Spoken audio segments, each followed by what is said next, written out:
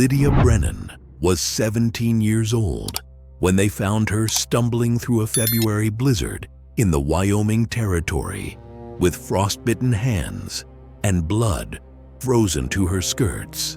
dragging a man twice her size through snowdrifts that reached her waist. Her lips blue and cracked from screaming into the wind for help that never came. And when the ranch hands from the double cross finally reached her 3 miles from where she had started, she collapsed into the snow and whispered that the man would die if they did not hurry, that the West had already demanded too high a price from her family, and she would not let it claim one more soul, even if it meant giving her own in exchange. She had been walking for 6 hours through conditions that killed grown men in 30 minutes. Her father's old coat doing nothing against the -20-degree cold. Her boots worn through at the soles so that her feet left bloody prints in the white snow. And the man she dragged behind her on a makeshift sled of barnwood and rope had not spoken or moved in over an hour. His face gray as ash, his breathing so shallow that twice she had stopped to put her ear against his chest to make sure his heart still beat. The West demanded a price from everyone who dared to challenge its cruelty. And on that frozen February morning in 1883, when the worst blizzard in a decade buried the high country under 6 feet of snow and temperatures that could freeze flesh in minutes, Lydia Brennan discovered that some prices are paid not in gold or land or blood, but in the quiet desperation of a poor girl who refuses to let another human being die alone in the cold because she knows too well what it means to be abandoned by the world. If stories of impossible courage and the terrible price that survival demands in the unforgiving West speak to something deep in your soul, subscribe now, because what Lydia Brennan endured that winter will challenge everything you believe about what one person can sacrifice for a stranger. The man's name was Daniel Cartwright, and Lydia had found him 2 hours after dawn when she went to check the trapline her father had set before he died 3 months earlier. The only source of income that kept Lydia and her mother from starving in the one-room cabin they called home. The blizzard had started the night before with little warning, the kind of storm that the old-timers said came from hell itself,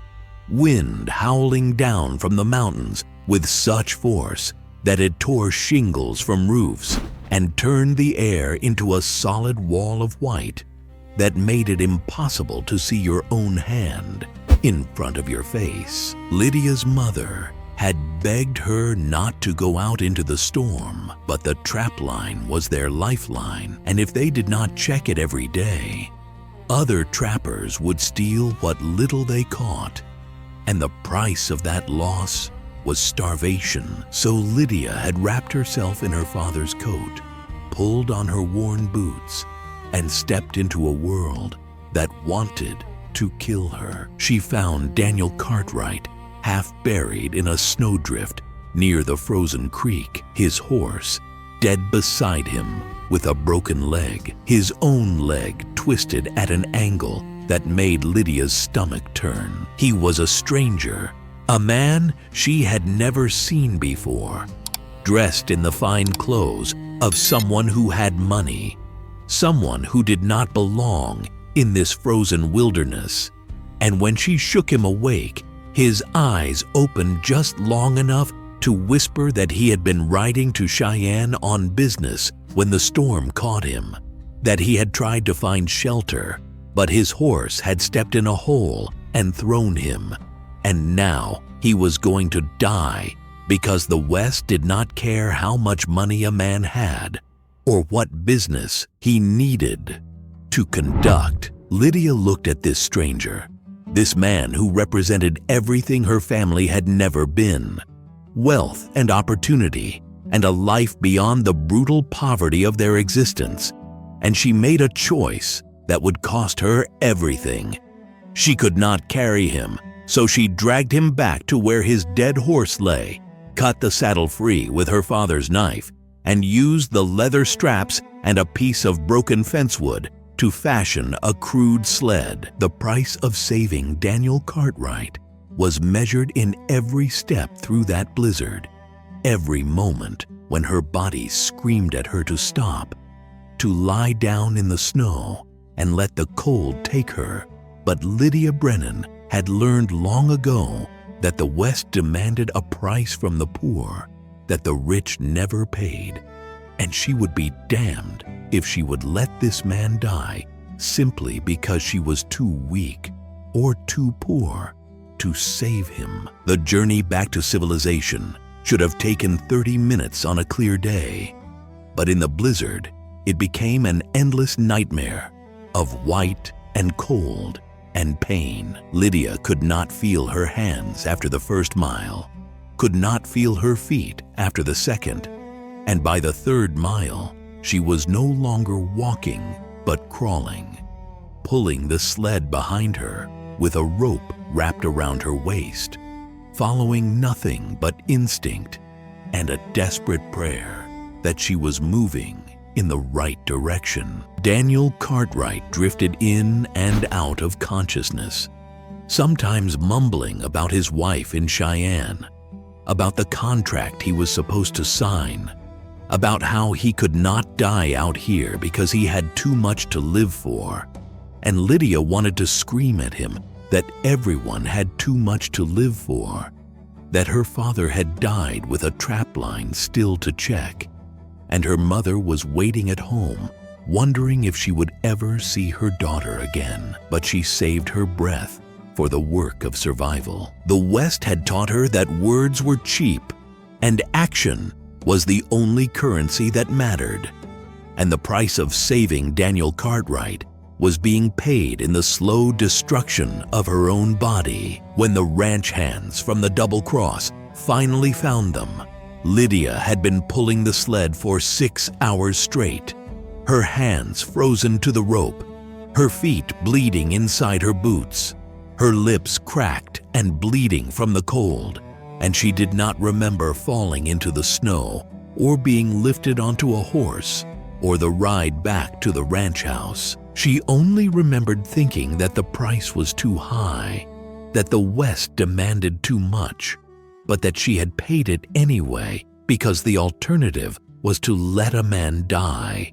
And Lydia Brennan was many things, poor and desperate and half frozen to death, but she was not the kind of person who could walk away from someone who needed help. They saved Daniel Cartwright's life in the ranch house of the Double Cross, the ranch doctor working through the night to set his broken leg and treat his frostbite. And by morning, he was awake and asking for the girl who had saved him. But Lydia Brennan was not there to hear his gratitude because she was in the room down the hall fighting for her own life, her hands so badly frostbitten that the doctor said he might have to amputate her fingers, her feet blackened and swollen, her body temperature so low that they had wrapped her in blankets and laid her by the fire and prayed that she would survive the night. The price of saving Daniel Cartwright had been paid in full, and now the only question was whether Lydia would live to regret it. Her mother arrived at the ranch the next day, having walked through the aftermath of the blizzard to find her daughter, and when she saw Lydia's hands wrapped in bandages, saw the gray color of her skin, and the shallow breathing that meant her body was still fighting to recover from the cold, she wept the way only a mother can weep when she realizes that her child has sacrificed everything for a stranger. Daniel Cartwright came to Lydia's room as soon as he could walk on crutches, his face pale and drawn, his eyes filled with a guilt that no words could express, and he asked Lydia why she had done it, why she had risked her life for someone she did not know, someone who could never repay the price she had paid. Lydia looked at him through eyes that had seen too much suffering for a girl of 17, and she said simply that in the West, you either helped people or you watched them die, and she had seen enough death to last a lifetime. The West demanded a price from everyone, she told him, but the price of doing nothing was higher than the price of trying to help, and she would rather lose her hands than lose her humanity. The doctor managed to save Lydia's fingers, though she would never have full feeling in her hands again, and her feet healed slowly over the weeks that followed, leaving scars that would remind her every day of the price she had paid in that blizzard. Daniel Cartwright stayed at the Double Cross Ranch while his leg healed, and every day he visited Lydia, bringing her books to read and stories about Cheyenne and a world beyond the frozen poverty of her existence. And slowly, a friendship formed between the wealthy businessman and the poor girl who had saved his life. Lydia learned that Daniel was a good man, that his wealth had not made him cruel or blind to the suffering of others. And Daniel learned that poverty did not mean weakness, that Lydia possessed a strength and courage that most men could never imagine. When he was finally well enough to travel,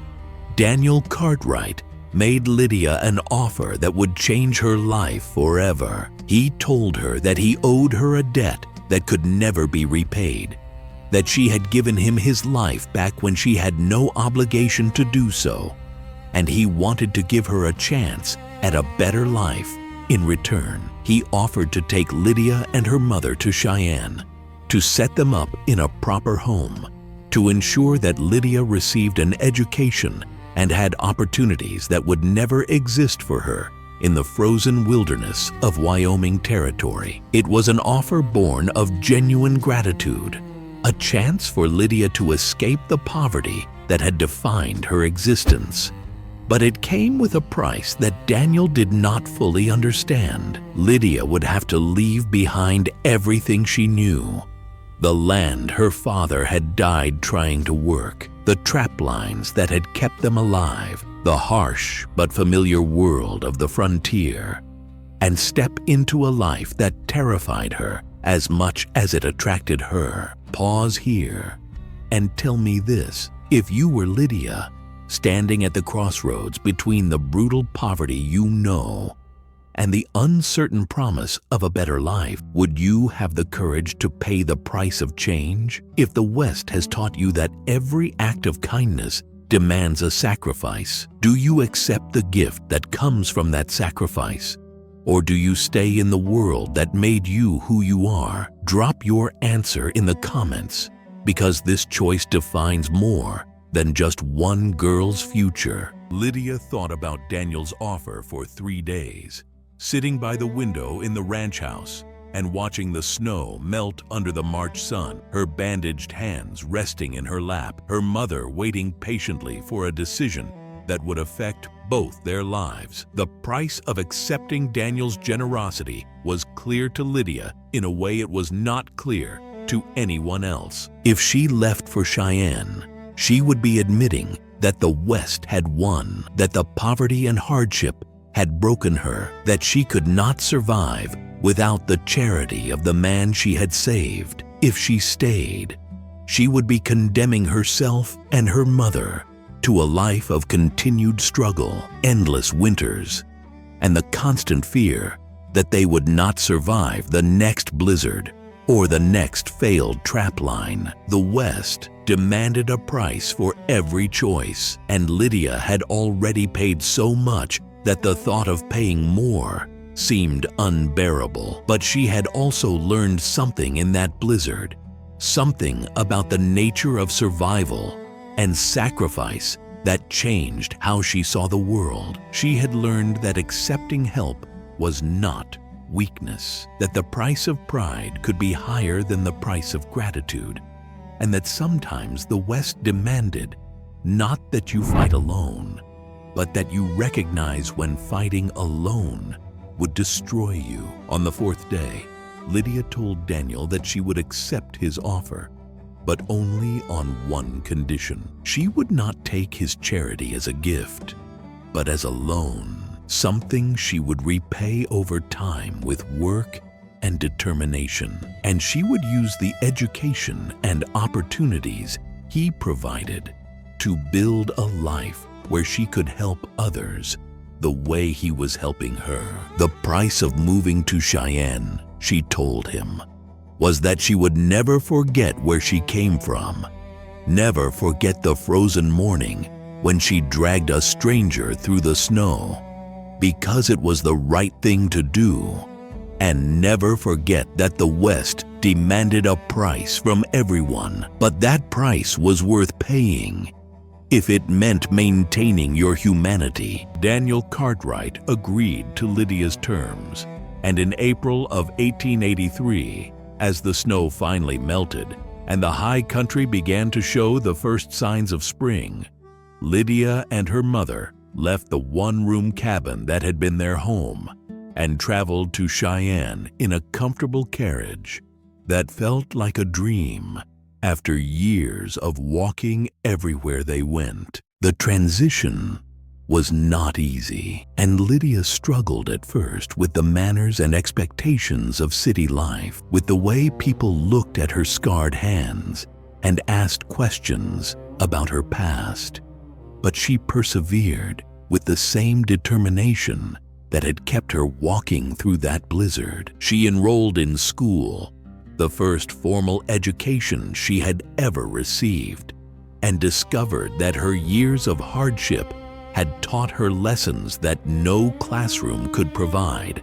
lessons about resilience and compassion and the true cost of survival. Over time, Lydia Brennan transformed from a poor girl who had saved a man from freezing into a woman who understood that the price of living in the West was not just about surviving its physical dangers, but about maintaining the values that made survival worth the effort. She never forgot the morning she found Daniel Cartwright in the snow, never forgot the 6 hours of pulling him through the blizzard, and never forgot the price her body had paid in frostbitten hands and feet. Those scars became her reminder that the West demanded a price from everyone, but that some prices were worth paying because they defined who you were and what you believed in. Years later,